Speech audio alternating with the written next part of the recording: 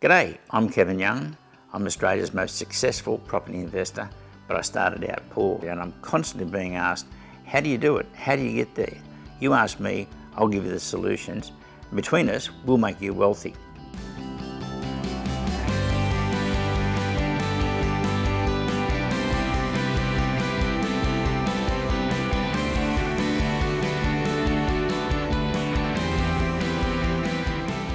Hi, welcome back. We're at a live event and I love these live events because we get a chance to talk to our members and hear their happy stories, and also help some that need a little bit of advice to fine-tune their investment.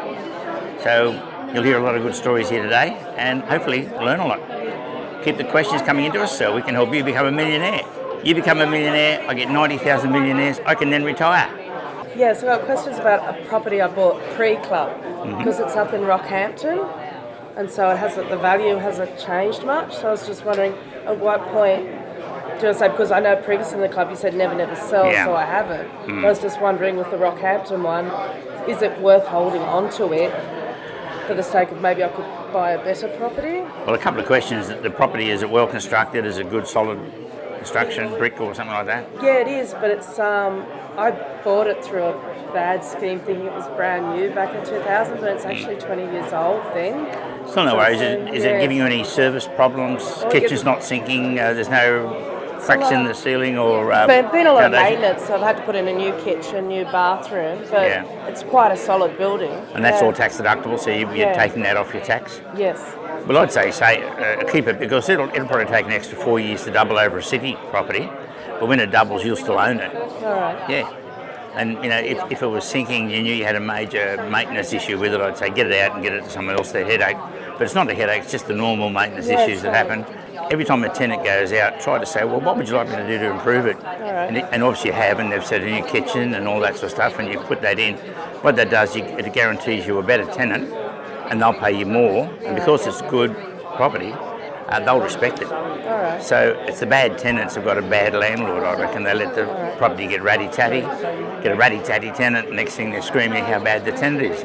It's them not looking after the property. Yeah, so it's not a waste putting money, keeping it up to date, because then I'll get it back in the long run. Anytime you get any questions, come and see me. Okay. Great. Happy investing. So you've got 5 now? Yes. Well done. So your missus do it now because you've got 4 properties in, 13 years? Yeah. True. Well done. Good on you. Happy investing. Thank you. Good on you. Thank you. G'day, how you doing? Good. I'm after some questions. Got any questions? I have a question. Yeah, it's good.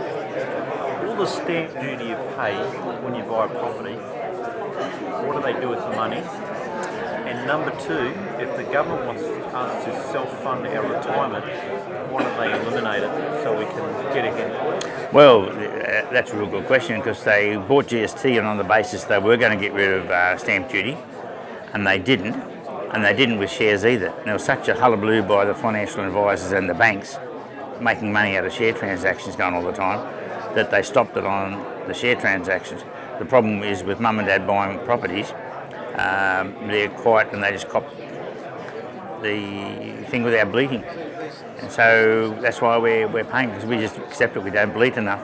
And what do they do with it? Well, they waste it, of course, because they're politicians. But, you know, I can't think of a safer way to get retirement money than investment property. Initially, say 20 years from now, the average property you buy today for, say, $500,000 might have $20,000 worth of stamp duty in it. It hurts. But in 20 years' time, that $500,000 property is going to be worth $2 million. And so it puts it in perspective. And you think, sure. 9 out of 10 businesses go broke, unfortunately. But people buying property, 91% of them get into financial bother as well, because they don't treat it like a business and they buy the wrong sort of property without enough research.